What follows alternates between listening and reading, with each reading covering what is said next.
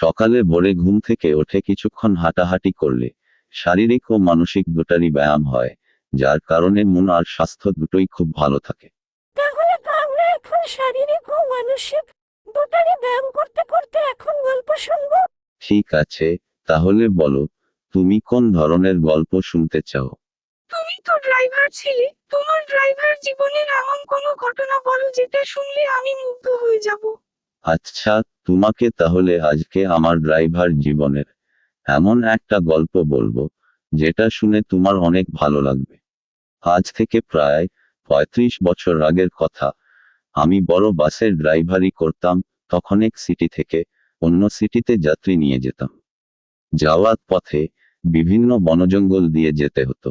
যাত্রী ছিল বাস ভরা। যাত্রী ওঠা শেষ হলে আমি গাড়ি স্টার্ট দিলাম। আমরা সবাই অনেক হ্যাপি ছিলাম।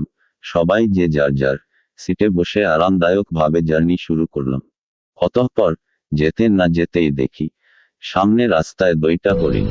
আমি গাড়ির হর্ন বাজালাম। হরিণ দুটি সরল না। দেখতে অনেক সুন্দর ছিল। আমরা অনেক মনোযোগ দিয়ে দেখছিলাম। হঠাৎ কানে ভাসল এক ভয়ঙ্কর গর্জন। পাশে তাকিয়ে দেখলাম ভয়ঙ্কর দুটি সিংহ হরিণ দুটির দিকে দৌড়ে আসতেছে।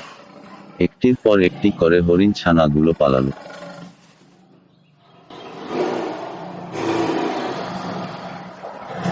দৃশ্যটি দেখে আমাদের সবার মন খারাপ হয়ে গেল।